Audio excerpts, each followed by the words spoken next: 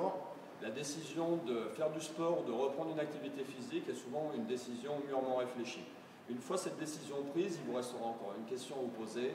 Dans quel club de fitness, dans quelle structure vais-je pouvoir faire mes heures de sport?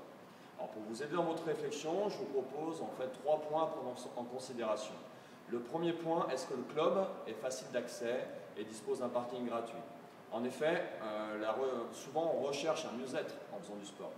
Et si vous devez vous énerver dans votre voiture pendant des heures ou pendant plusieurs minutes dans les bouchons, si vous devez tourner pendant 10-15 minutes autour du club avant de trouver une place de parking, si vous devez trouver un PV ensuite sur votre voiture, en sortant de votre séance de sport, vous allez aller à l'inverse de ce que vous recherchez et vous créez plus de stress. Et donc les résultats ils seront difficiles à atteindre. Deuxième question que vous devez vous poser, quelle est la qualité de l'infrastructure et quelle est la qualité des services proposés? Si vous voulez obtenir des résultats, il faut vous entraîner sur du matériel de pointe. Donc, regardez dans le club quelle est la qualité du matériel proposé. Est-ce que ce sont du matériel de dernière génération? Est-ce que le matériel est bien entretenu? Est-ce que c'est du matériel obsolète? Parce que le problème, c'est que si vous vous entraînez sur un matériel usagé, non seulement les résultats, vous les obtiendrez difficilement, mais en plus, vous risquez de vous blesser. Ensuite, quelle est la qualité des services proposés dans le club? Regardez le planning de cours, regardez l'intitulé des cours. Est-ce que ce sont des cours qui sont de dernière génération ou est-ce que ce sont des cours qui existaient déjà il y a 15, 20 ou 30 ans? Si vous voyez cours Les Smiths, vous savez que ce sont des cours dernière génération et que vous pouvez y aller les yeux fermés.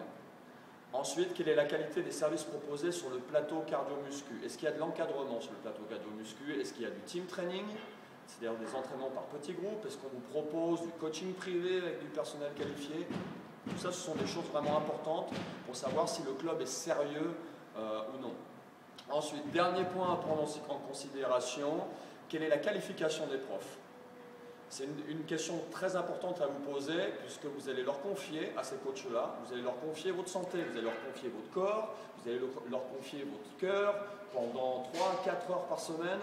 Donc, en effet, il faut qu'ils aient les qualifications nécessaires pour pouvoir vous permettre de faire du sport en toute sécurité.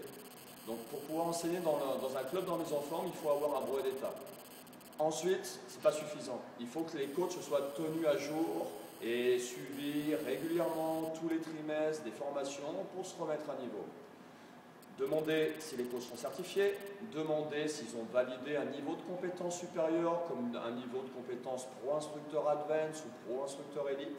Ce sont vraiment des gages de professionnalisation et de compétences. Donc 3 points à prendre en considération, vraiment importants. Est-ce que le club est facile d'accès? Est-ce qu'il y a un parking?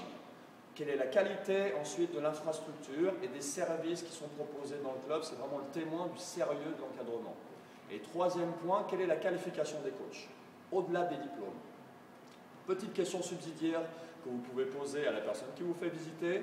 Est-ce que vous pouvez m'assurer qu'à n'importe quelle heure, sur vos heures d'ouverture, si je viens m'entraîner sur le plateau cardio-muscu, est-ce qu'il y aura quelqu'un pour s'occuper de moi?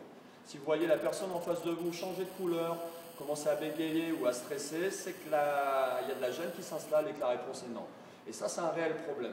Si vous venez en plein milieu d'après-midi, qu'il n'y a en effet pas de coach sur le plateau parce qu'ils sont en pause, parce qu'ils vont revenir le soir, et que vous allez vous retrouver tout seul, ou alors c'est la personne qui s'occupe de répondre au téléphone qui va vous renseigner, vous n'allez pas bénéficier d'un encadrement sérieux sur le plateau.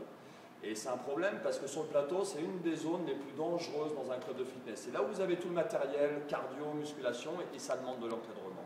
Donc posez cette question subsidiaire à la fin de votre visite. Est-ce que vous pouvez m'assurer qu'un coach est là en permanence sur le plateau pour s'occuper de moi et pour répondre à mes questions si j'en ai? Voilà les points importants à prendre en considération.